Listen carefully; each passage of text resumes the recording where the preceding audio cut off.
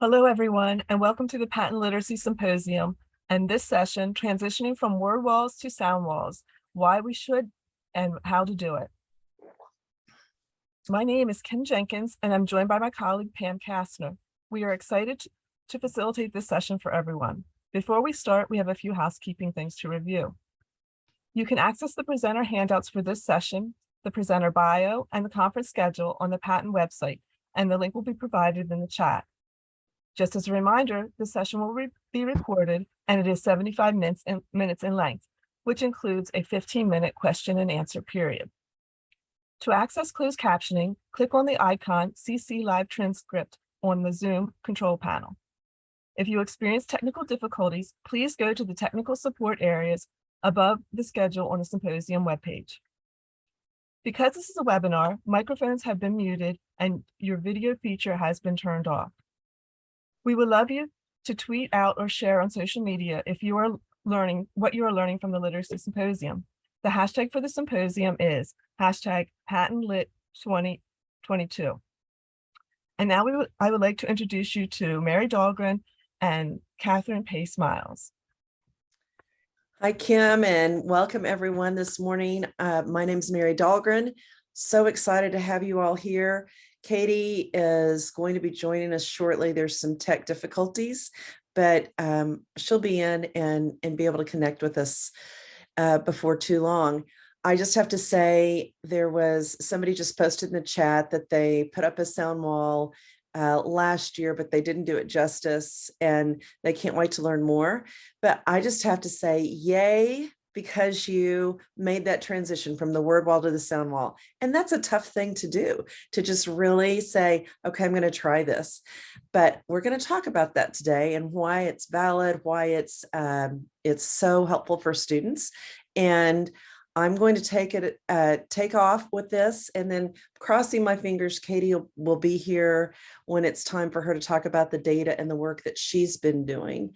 So let me tell you what we're going to talk about. I hope my bar is not in the way. So here's our agenda for the day. We're going to talk a little bit about descriptive research on word walls, and that is some of Katie's work. And then we'll talk about the purpose of sound walls, the best practices of sound walls, some of our action research on sound walls, and then we'll wrap up for the day. So as we start, again, our descriptive research, and this is a piece of Katie's work. We'll let her, I'll talk a little bit about what's happening here. And then when Katie joins us, when she's able to get in, we'll come back to these. We'll swing back around and let her help us comprehend this a little bit more deeply. But you all are familiar with word walls, what they look like. Katie is here, Mary. Okay, good. She could just hopped in. Great. Katie? Everyone, apologies. A computer total restart situation.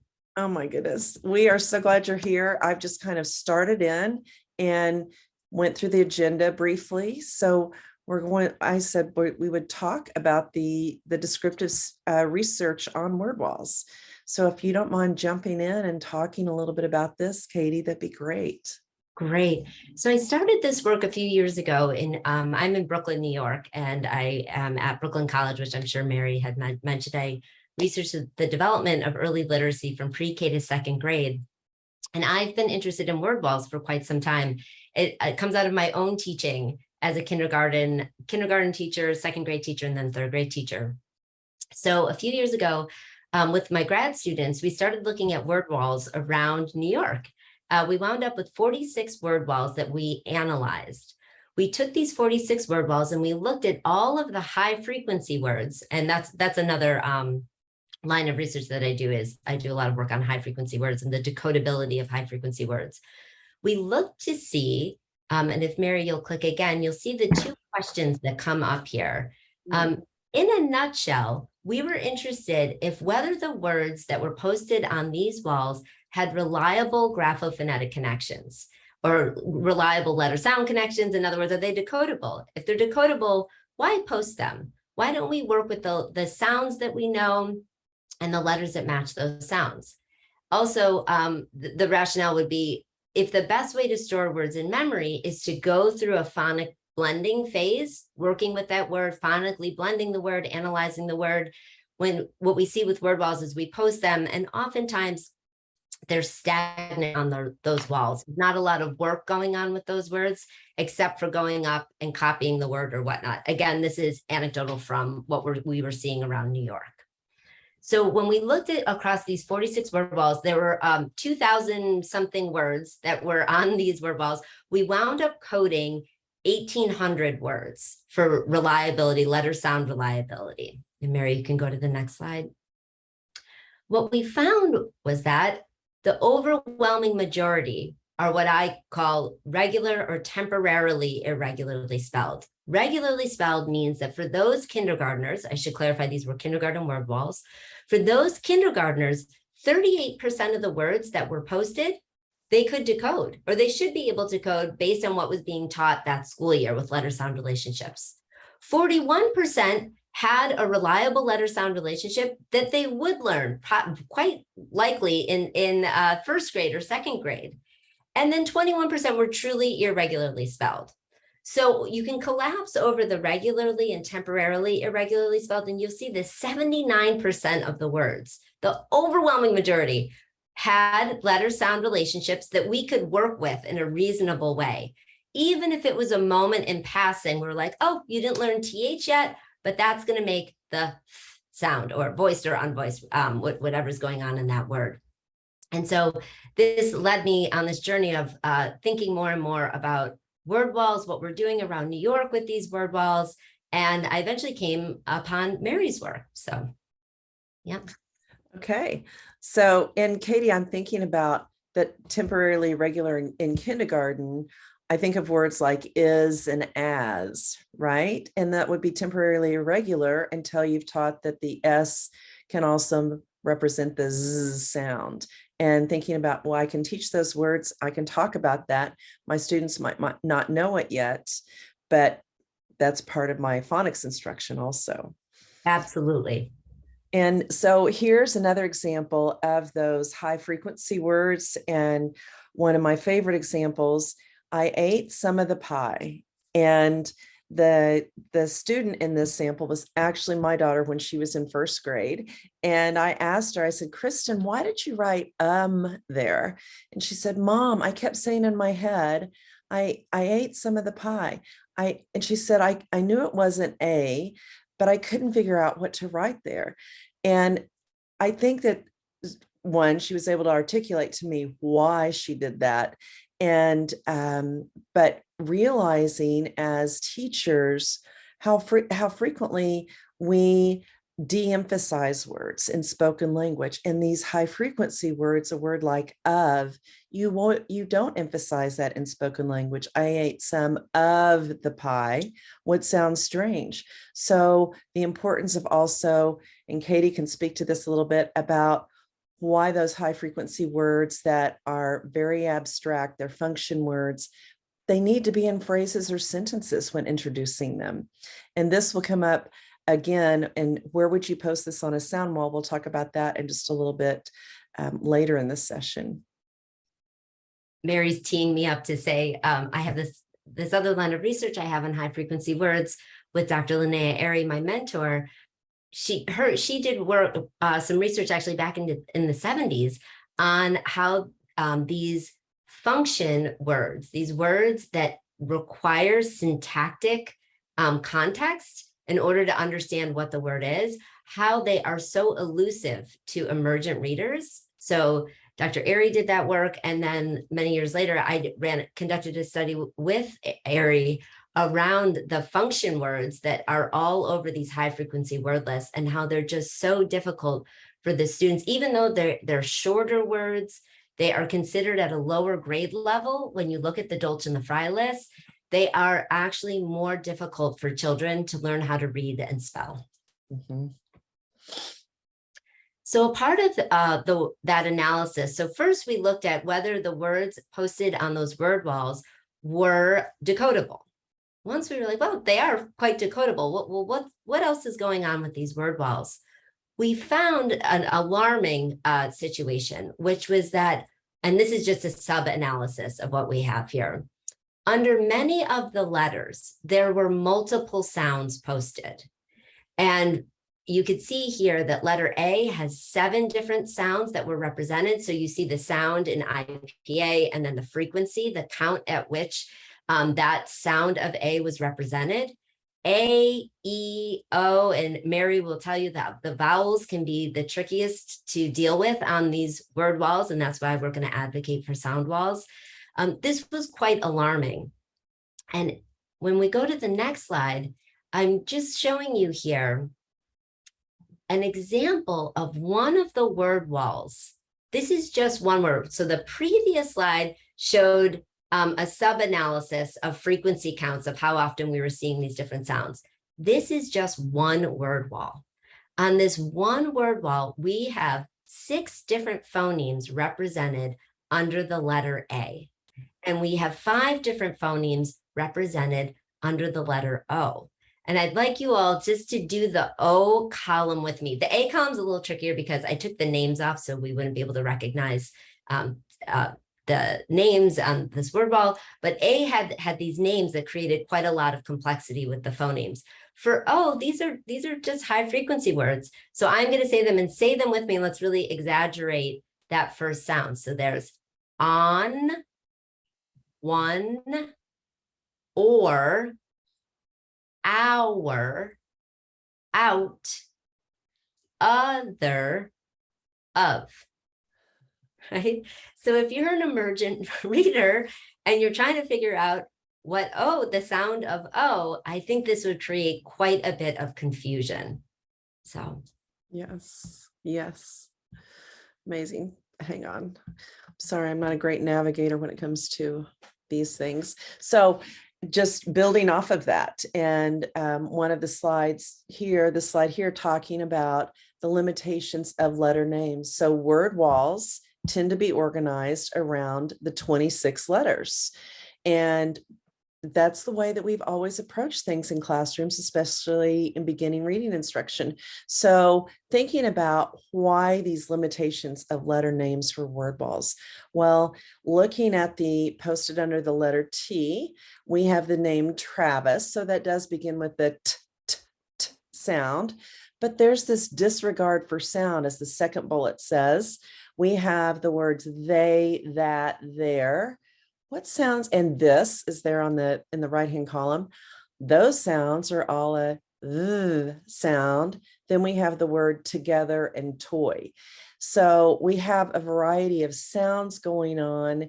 And another thing this teacher has done, something that what used to be taught, I don't think that this is taught much anymore, but outlining the shape of the word. There's nothing that tells us our brain maps by shape when we're learning to read. That is not neurologically what happens as a reader, as we're developing that reading brain.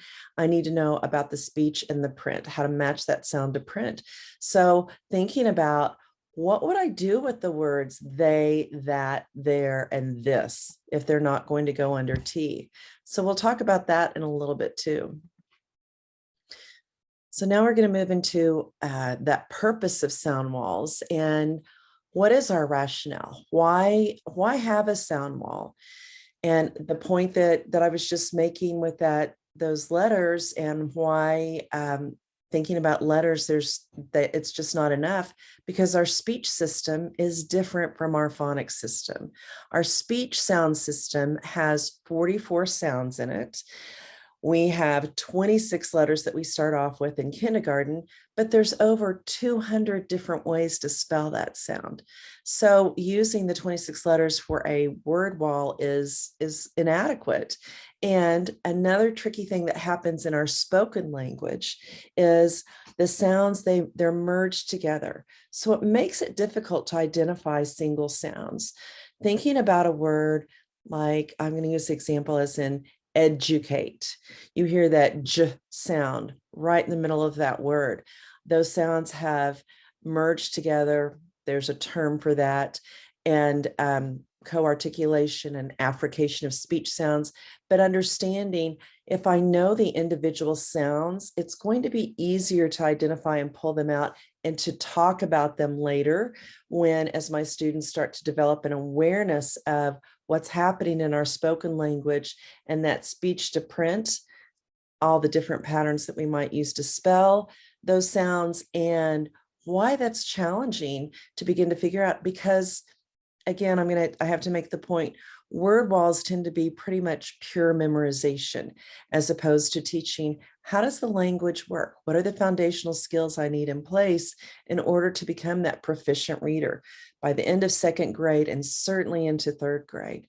So knowing the sounds, being aware of those 44 sounds before having to extract them from the words makes that workout of segmenting, blending, and manipulating so much easier. And I think about this as when we are asking our students to do lots of different tasks and playing with sounds and words, pulling them apart, putting them back together, but we never actually talk about what is that sound. We ask them, what are the sounds in the word clap, app?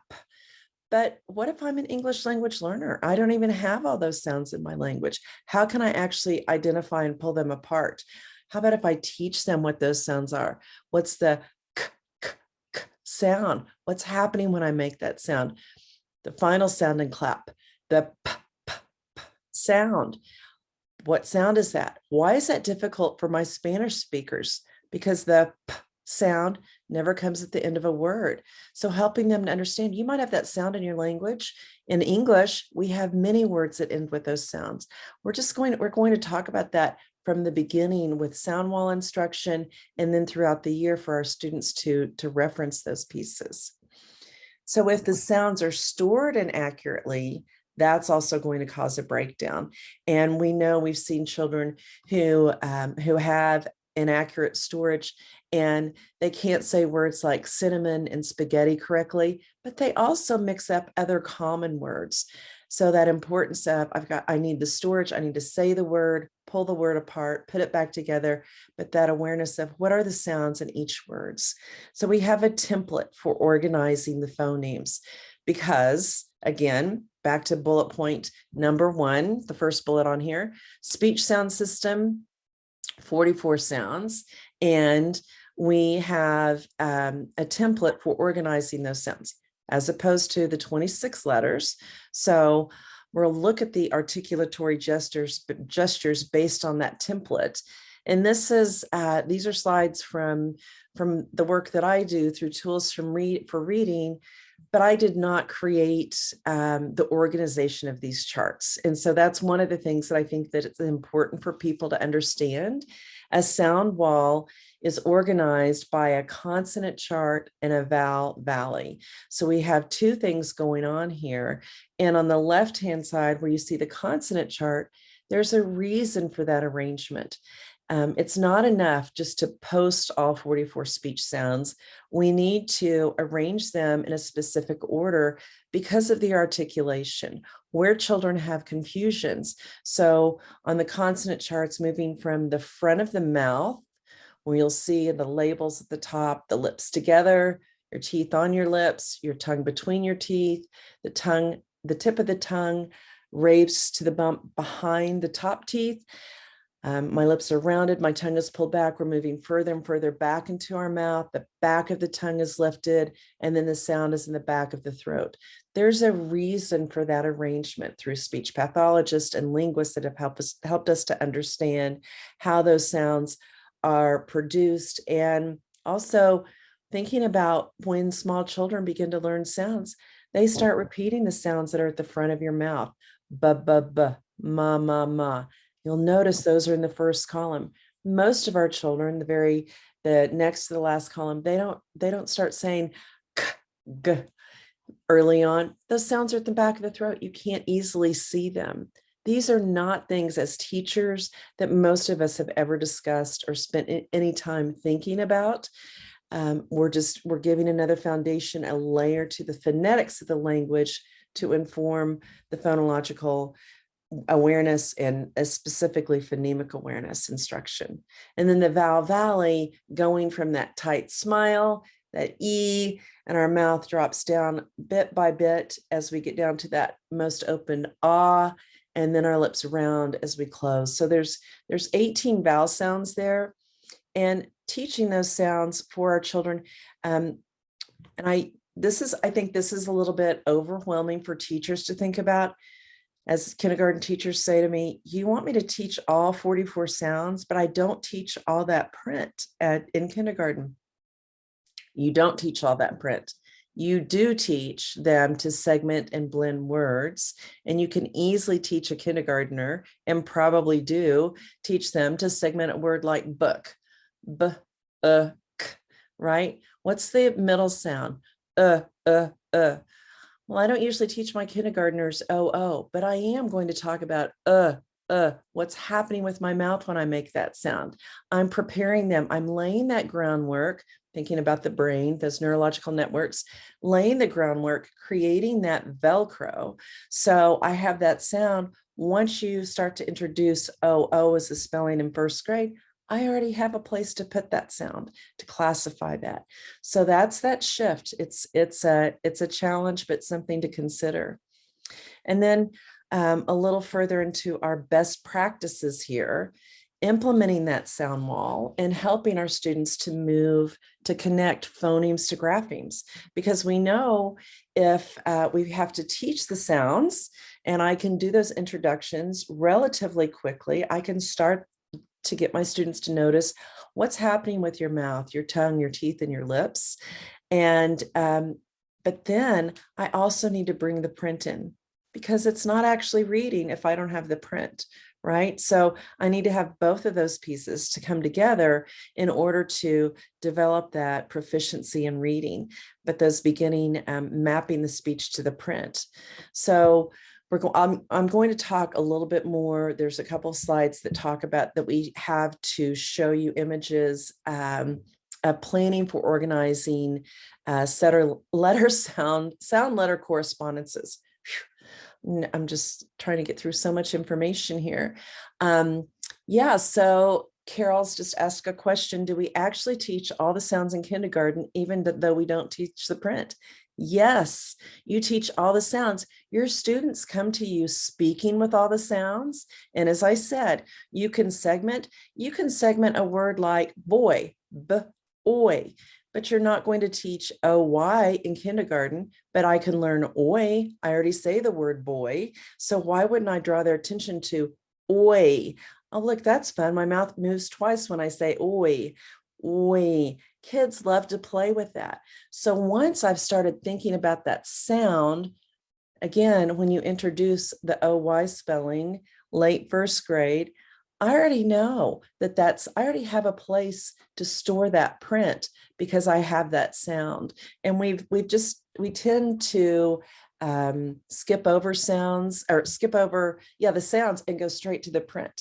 So just, giving you all that opportunity to really grapple with and think about this. Teaching the consonants, 44 speech sounds, consonants, and vowels, and putting that all together on the sound wall. So that's why I showed you the template prior to this, and then planning for engagement. So it's one thing to have the sound wall posted, but then what are we going to do with it? How do I get my students to come back to it? And as a classroom teacher, how do I use that again and again so that my students begin to develop that ownership of that sound wall? So a couple of questions when you're teaching the consonant sounds, and I see the request for our slides. So we'll work on getting some handouts to you once the presentation is over, so you can see some of these things. But when I'm teaching just about the consonant sounds, I might ask my students, and we're going to look at one of our sounds, the sound. What's blocking the airflow? When you put your tongue between your lips and blow, what's blocking it? Everybody say, ugh. All right. Ugh. Ugh. Well, let's see, my teeth, they're pushing down on my tongue. So that's definitely blocking my airflow. Is your voice box on or off? So the two pictures on the right where that vibration is happening. Ugh. Boy, that tickles my lips and I can feel that. I can also put my hands over my ears to feel that vibration. And when I make that sound, bottom left picture, is the airflow continuous? Does the air stop or does it come through my nose? Okay, deep breath. We're going to say that first sound in the. That's a continuous sound. Yeah. And is the sound made at the front, the middle, or the back of my mouth? Well, is at the front of my mouth because it's my teeth, my tongue is sticking out when I'm making that sound. All of these are the kinds of questions you can ask and use with your students when you're introducing sounds, and then when you're reviewing the sounds and talking about the charts, when you're writing, when you're spelling, when you're reading. I have all these connections I can take my students back to in order to support them as we're thinking about what's the sound, what's the print that matches that sound, because it's not just, it's typically more than a single letter. So what are some of the things that we can use to support that speech to print and phoneme awareness and phonics? So I use this as an example that I just used. I might say to my students, what's the first sound in these words? That, the, this. Okay, so we have two sounds here. We have the and the sound. Spelling patterns, they're the same, but the second sound, the sound, is the voiced sound. And I find it's really hard for teachers and kids to identify this sound. We don't really think about it because it's in a word, right? That. So I don't spend that, I say that. And so sometimes that's hard to identify. I'm going to take it out, analyze it, talk about it, put it back into the words.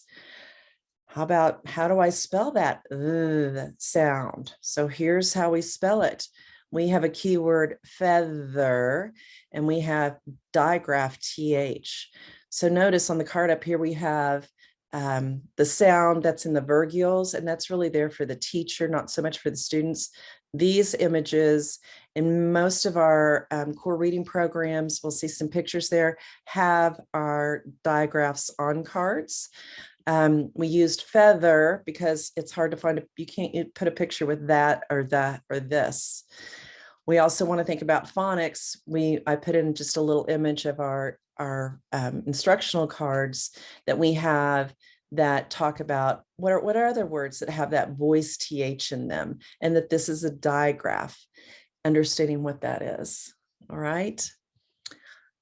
Okay. So I'm going to pause for a second because I see a bunch of questions coming in and some hands coming up. So I know we said we'd answer at the end, but I thinking maybe we're at a key. People are asking lots of questions. So is there anything critical that you'd like? I can ask a couple questions and then we can continue on if you want to, Mary. Okay. Katie.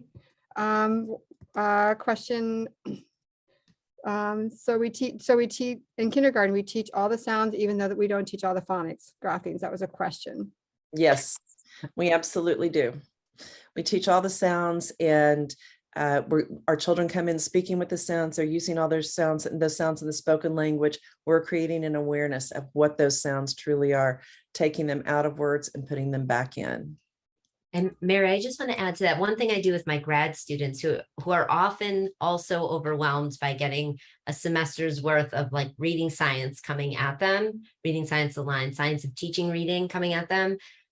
They can often push back, and there are also assistant teachers in classrooms, and they'll say, well, this is sometimes too much. I often use the word acknowledge instead of teach. So you want to be sure to acknowledge all of the sounds that are in the words. And sometimes when I back off of using the word teach, they feel like they can breathe again, that they don't need to have some type of scope and sequence around something other. It's like, no, we'll just make sure that every time, if you don't have something like this from Tools for Reading, make sure you're acknowledging all the sounds those kindergartners are saying. Beautiful. I love that. Our next question, will there be a sound continuum provided for us? What sounds do we teach first and when? Yeah, we have, I can share that we have a little continuum on our website at Tools for Reading. So we can definitely make sure everybody has an opportunity to see that, and we can put it in a download for you. Thank you. Should this be taught whole class in first grade as well, or just in small groups? Typically, we teach it in whole class as part of the warm-up. I tell people, I call this the warm-up, and then when you start with your phonics instruction, that's your workout, right?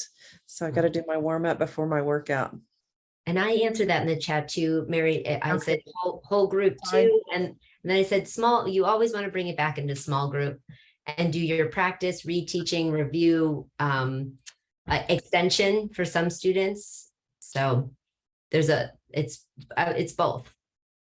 And then there's lots of questions about the sound cards, and we all know that we can get those at the Tools for Reading website. So I think we'll stop there and we'll let you continue, and I'll try to, Kim and I will try to keep track of all the other ones coming in. Great. Yeah. Mary, would it be okay if I acknowledge one other thing before Absolutely. we go on? Some people were asking too about materials. I just want to make sure everyone knows that Mary and I were very conscientious about making sure we're going to show you pictures of creating sound walls with the materials you have in your classroom. And I'll even show you some work a grad student did in just a little bit using the materials that she had. She was in a school where she didn't have the ability to buy anything. So I just want to, Mary and I are always want to be considerate of that. If you have budget to buy materials or not. Right. And yes, so we'll show some of those slides in just a few minutes. So thank you for acknowledging that. I wanted to share this image of a sound wall in a classroom. I know it's a lot of space. It doesn't always have to take up this much space. You can make it smaller, but this teacher had a lot of space to do this. And one of the things I wanted to point out, we just talked about the sound. I don't know if I can get it to advance. The sound. So that red arrow just flew in, and you see the and that posted on the wall. So there's a very specific place. That's where our tongue up here at the top, my tongue is between my teeth when I produce those two sounds. So the teacher has introduced those two words. I think from what I'm looking at on the sound wall, she has not introduced digraph TH. It looks like she's introduced some basic graphemes here. But my thought is, if I'm introducing those words, and because the is such a common word, I could go ahead and introduce TH as, or I think I love the way Katie said it, acknowledge that TH is a grapheme. It's a digraph making one sound.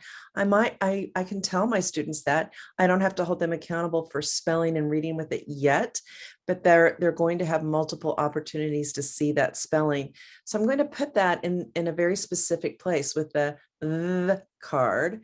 Whereas up at the top here, we have the word to. So noticing and thinking about some of the images we saw earlier, we had a sound wall that had a child's name, and then it had a couple of TH words, then it had the word together and toy. Well, to, together, toy would go under the t sound. So we have those sounds in different spots because they're produced differently in our mouth. That's that manner of articulation. So just to give you some connections there on how that works and why we would post those in different ways, uncovering the graphemes as they're taught, but all the phonemes have been introduced. One of the things I also wanted to point out, common question, what do I do with my Q, U, and X? Because those two spellings exist, but we have to think about the first sound in those words. So we have the Q sound that starts with the K, W, and so we have the K at the beginning of QU, and then we have X, so that K, S, I always cross my chest with that. Many years of working with dyslexic kids, they both have the K sound at the beginning of them. So we put those out to the side here. It's stop sounds. You'll notice over here, 2 boxes back to the left, you see the kite picture. So we put that close to the k sound. That's in making those connections as we're thinking about those two spelling patterns, but those two spellings represent two sounds. That's oftentimes a big insight for us as teachers and thinking about, oh my goodness, there's a lot more to the language than just, it's not just the print, but what's the sound that we're matching to that print. Mary, I just want to acknowledge something that came up. A great Sure. question was that, would you present this as is? And I wrote back, no, you would build as you go. You would present the cards or flip them over as you go. So Right. because, right, it can be a bit overwhelming. Yes, yes. So, and then here's this next picture. It's a really good example. And this is, you can see this was used with a person who had the Wilson reading program. This was a kindergarten classroom. And you can see she didn't have mouth pictures. She just used her graphing cards. And she has the cards flipped over that she's introduced the sounds and the spellings for. So she has them all lined up. They are still lined up according to the patterns that the charts that I showed you earlier, how the sounds are produced in the mouth, but she's flipped over the ones that have not been introduced yet. And she has, she's just introduced one vowel sound. So this was, I'm going to tell you guys, this image was from about 2012, a long time ago when we were first starting to work with sound walls. And if I had to do it over again, I would also talk to her about, you can see there's 5 vowel cards there. I would suggest let's teach all the vowel sounds, because again, we're reading, well, we're speaking with, and we're doing phonemic awareness activities with all of the sounds.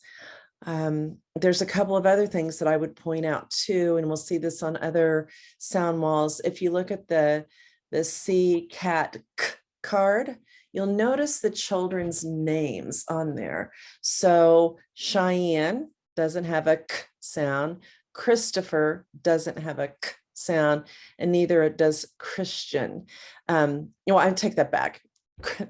Let me step back. I have a CH. Christopher does, and Christian have the k sound. Cheyenne has the sh sound. So I'm going to say, as a cautionary note, and my colleague Antonio and I have talked about this a lot. When working with children, it used to be very common that we'd always put their names on a sound wall or on a word wall. We really feel like if we can post the children's names, some information about them, whether it's their birthday or different things, the pictures, so they can get to know one another, that it's better to have another place to post their names, because they don't always follow patterns. And this is going to be where we're going to post high frequency words and those types of things, rather than my students' names. I can post their names, but again, the matching of the patterns, it's that can be confusing for many of our students. So thinking about how you might address that with your students in the classrooms if they're not following. Here's another one example. This was so that was a kindergarten classroom. Here's a first grade classroom. And you can see again the stop consonants, and then she has the nasal sounds listed and the fricatives on going to the affricates and the glides and the liquid sounds. So she has them all posted. Again, this has been it's been a number of years since this was posted, and we've learned a lot about it since then. But the idea, you can do this with any materials that you have in your program. Here's one more example. I think this is the last one of different cards. We have the Houghton Mifflin cards here, and even the Linda Mood Bell pictures up at the top here. So again, this teacher has put all of the consonants in a linear fashion, which we used to do. But now we've learned putting them in that table, which I think of as something along the lines of teaching our addition tables, multiplication tables. There's a reason, the chemistry tables, there's a reason for the way that they're laid out, because you can begin to see why students make errors and provide that feedback correctly to them. But you can get the idea, and the consonant chart on the left, the vowel valley on the right, what it is that, how I can use all my materials from my own program that, that I already have in my classroom. I can do that same thing to build my sound walls. Here's an example of a kindergarten classroom where she's working with the sounds and she's just introduced the A. So all the rest of the graphemes are covered. Just the key words have been uncovered in order to help the kids unlock that sound. But I haven't introduced all the spellings, and I probably won't introduce many of the spellings in kindergarten, but I'll have the sounds and I'll have the key words to help support that. And one more. So you can post regular or irregular spellings on your sound wall. Katie started off with talking about those phoneme grapheme correspondences. If they're regular, do I need to post that many of my regular words on the sound wall? No, probably not. Here's an example where the teacher, she's posted words. And when I'm going to stop and say, wait, just a minute, this is late first grade vowel sounds that she's introduced. At first, when I looked at this, I thought, wow, that's a lot of information. But then as I looked more closely at this sound wall and how she's used cards from another program along with the pictures of the kids' mouths. But on this whiteboard, you can see she's introduced the E as in the open syllable, we, be, me. I probably don't need to leave all three of those words up forever, but I might put them up when I first introduce them.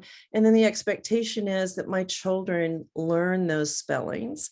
EE and EA, those are a little more difficult. So she has 2 words posted there, but I love it that she's taken these apart. She's organized them so they can see the patterns that are used for the long E spelling. And she's done that throughout all the vowel sounds as she's introduced those with the keywords and then the patterns that she's using. And those are the ones that she's holding her students accountable for. I've introduced that pattern. And now that I've introduced it, we've practiced it, you have a reference. Now my expectation is that you would spell those correctly. Use this as a reference point, but I don't need to post every word, especially if it's regular and I can map it and tap it and blend it back together. I don't really need to take up the space on the sound wall for all those. Okay, one more. I talked about that writing sample where it said, I ate a piece of pie, and the word was of instead of um. So in a classroom, there was a major conversation about where do we post of. So here's a question about that. When you say the word, so this is a really new way of thinking about this. First of all, I want you to think about if you're 5 or 6 years old, right? So if I'm 5 or 6 years old and I'm trying to find the word of, where am I going to look for it? So even if it was a word wall, and Katie showed us those different spellings and had you say the words that were posted under the O, of sounds like an sound. And this was after a long discussion that instead of just putting it under the U, it almost felt like a schwa. So this was an agreement that we would post the of, put the big heart around it because that is very irregular. And we posted it between the schwa and the short U because it's a word that's de-emphasized in a phrase. You don't clearly say of when you're speaking, you tend to de-emphasize that within the phrase. But that was a big conversation. And that's one of the things that I encourage teachers to think about is you have conversations with your students before you post words on the wall. Help them identify where they want to post those words and explain why, talk it through, because we want them to grapple with that. And that's where also they're looking for those patterns. Oh, one more quick one, engagement. Getting kids to, as we're talking about what's happening as you're making those sounds, can I build the sounds? I don't have to have the print, but I have the word horse. So there's 3 sets of pictures that are going to be a spoken word here. So if I was saying horse, the first picture, the first row, I would not say that can't be horse because the lips are together. Second picture looks more like it. Second sound in horse, or s. And if I had a mirror, I'd be able to say yes, or s. My second picture, leaf. My lips are together. I can probably already think that's mouse, but leaf, l, e. So I really want my students to use mirrors, think about their mouth positions. I give them limited pictures, build the word. I don't have to have the print yet. Mouse, ow, s. So those are fun ways to engage students with thinking about the sounds, matching that picture with the mouth pictures. And then I'm going to start adding the print. Maybe it's just the first sound in these words. Katie's going to show you a few more things. Thanks, Mary. So I want to, there's some questions coming in and I can't keep up. Okay. I know it's okay. I can't keep up with the chat, but I just want to acknowledge, we'll do more questions at the end. One that I want to make sure to acknowledge is this idea of 4-year-olds. So in my graduate program of early, and I teach early literacy, pre-K to second grade, many of my grad students are teachers in 4-year-old classrooms. So in New York, we have universal pre-K, and many of my students, as I mentioned before, are the assistant teachers. So they can't make the big decisions around what letters they're going to teach and whatnot, but they can come in and do special projects. I have many incredible grad students. One former student was Tori Mulder, and this was before we knew about Mary's incredible tools for reading. What we knew over in the classes, we were talking a lot about the research. There's so much research that says students, especially at the age of 4 and 5, need to be able to segment sounds that they are saying in words and sounds that they hear in words. So Tori dusted off an old Lindemood Bell book I had in my office. And she said, well, what if I did it this way? She only was able or only had access to, again, those older pictures. And so she said, let me make this more relevant to my students. And she took pictures of her own mouth. Now, what's awesome of what Mary has pictures of the kids' mouths, which is incredible. So Tori, you'll see her mouth right there. And she was doing these activities around, okay, what do you hear if the first picture you see is ah, t, and then it was the hidden card, and there's the picture of a mat. And so I know this talk is on sound walls, but Tori needed to start. She wasn't able to claim a place in the classroom because she was the assistant teacher. So she couldn't claim it, but she was starting off by just showing both the students and the teachers what you could do with these sounds. And then eventually it got to the point that they were posting things. So here you'll see where she was using the Lindemood Bell cards to make the word cat. And while these students were not yet reading the word cat, she did put, this was after her, I believe her 16th lesson or something, she did start adding the graphemes on top of the articulation pictures. And so this was a really fun project where the students in the middle, in fact, Tori, if she was here, she'd probably tell you this was the most engaged that she saw the students all year. They were making the ah sound and cutting pictures out. So Tori had printed a bunch of mouth pictures of both the students and herself, and they were drawing themselves making the ah sound. And the students just loved it. I love those 4-year-old pictures. And here's where she was, and you'll see Tori's mouth there, and you'll see the student blending using finger paint. So a lot of you use finger paints to do blending activities. It's great to add the articulation pictures, and the students were practicing over and over again, putting those sounds together to say the whole word. So it was dot, dot, dot, slide, and you slide across the paint, which was wonderful. So, and let me just see here. And here's a picture of 2 of Tori's students doing what Mary does as well. So she had the mirrors. I had used something like this back in my dissertation years ago, where we were trying to get students to focus on what was going on in their mouths. I want to acknowledge all the speech language pathologists out there and all the SLPs on this call that are, I'm so happy you're blowing up the chat, saying reach out to your SLPs. You all do this type of work.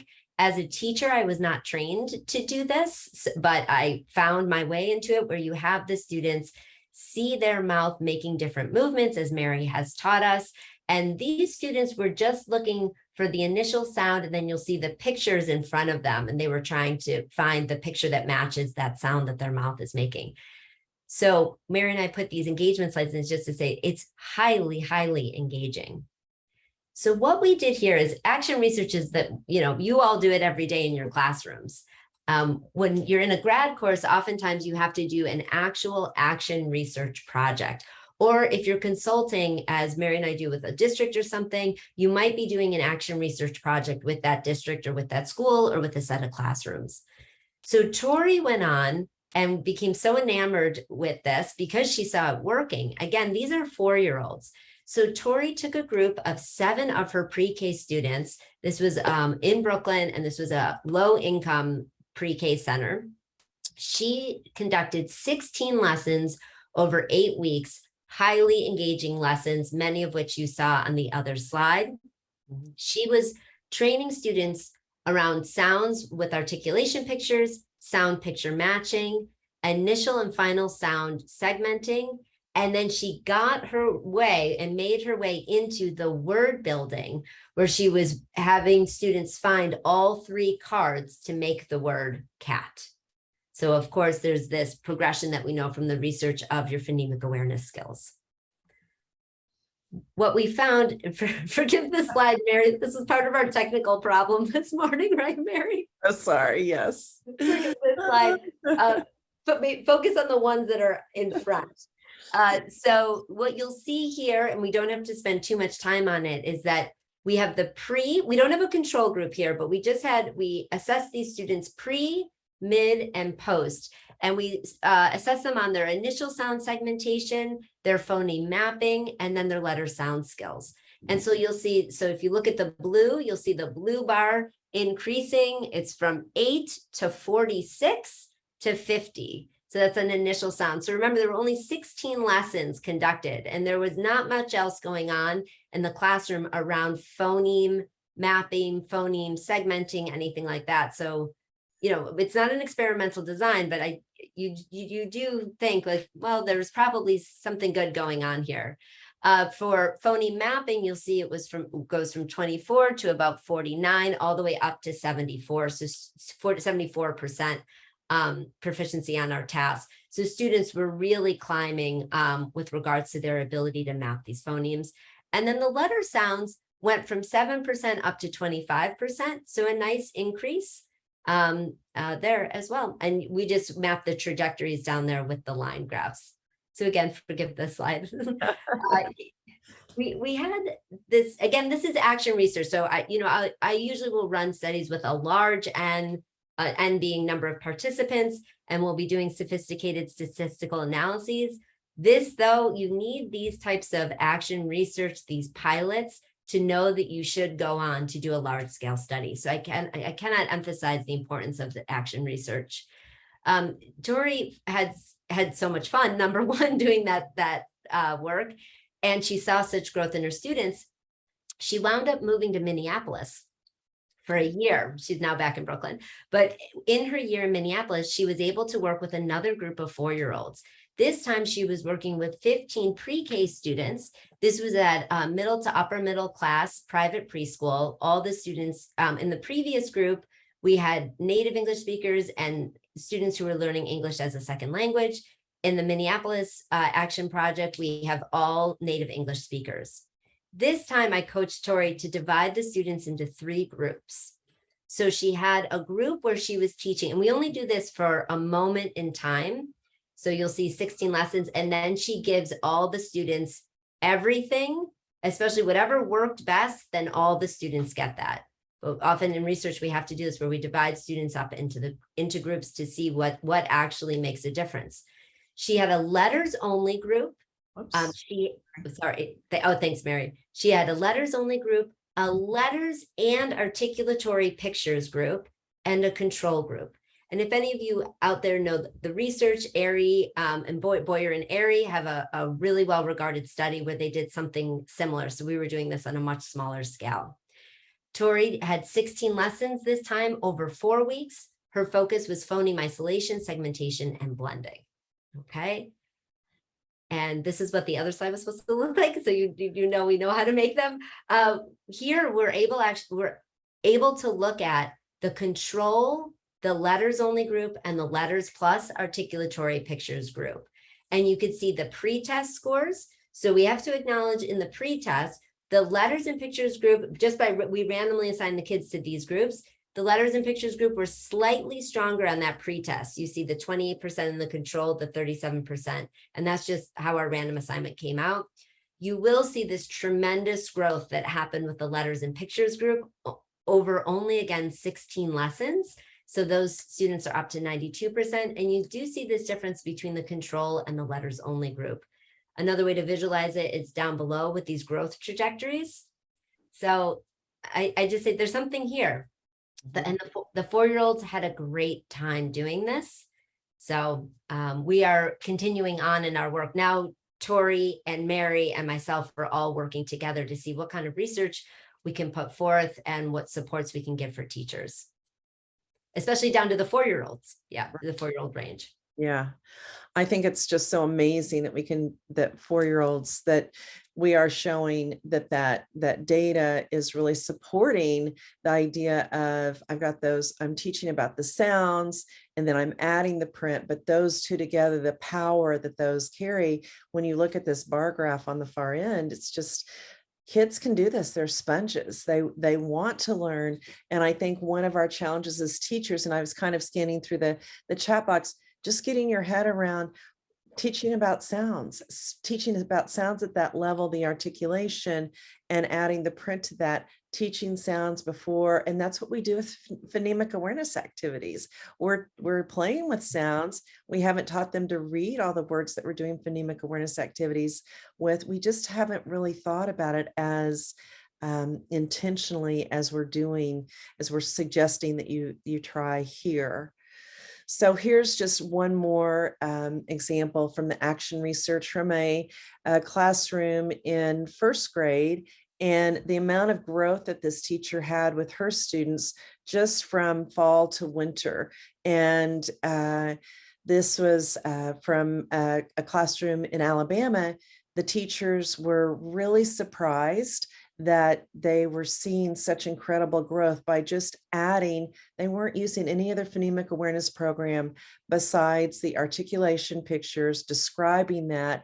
And I think their core reading program was CKLA. So they used those two pieces together, and they had more growth just in that short period of time than they said that they typically had over a year. So again, more action research, that we have data teasing out, was it exactly that? But we could compare it. We didn't put all the slides in here with the data, but we have classrooms that didn't use the sound walls versus those who did. These are the classrooms that did.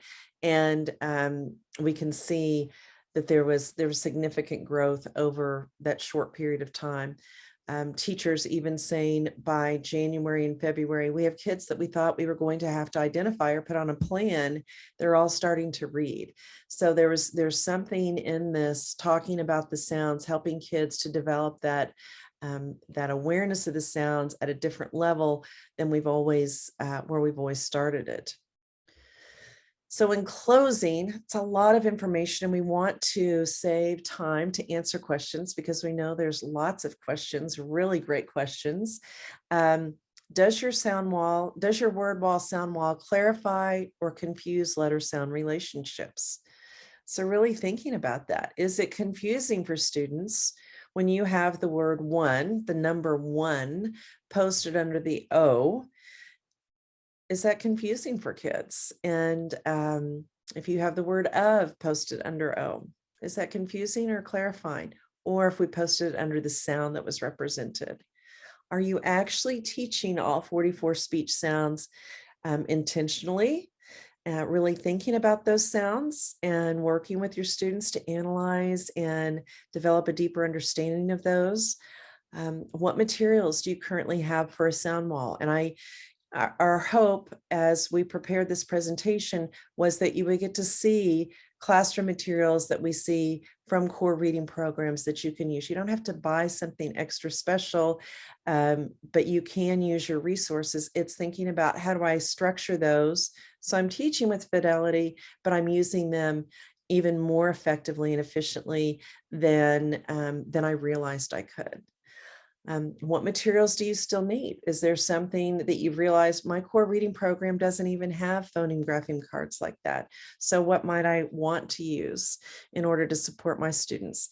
And then Katie added our backward design, thinking about your letter sound, scope and sequence for the next year.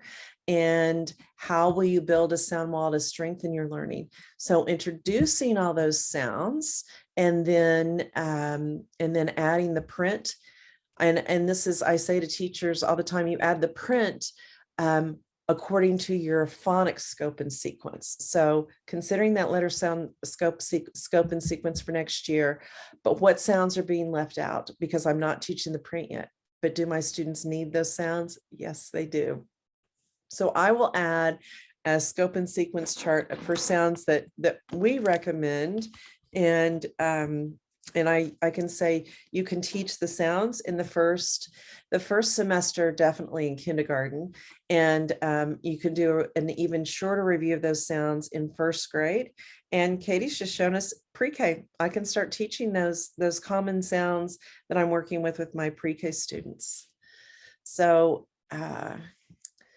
thank you all for your time. I think we should definitely open it up to questions.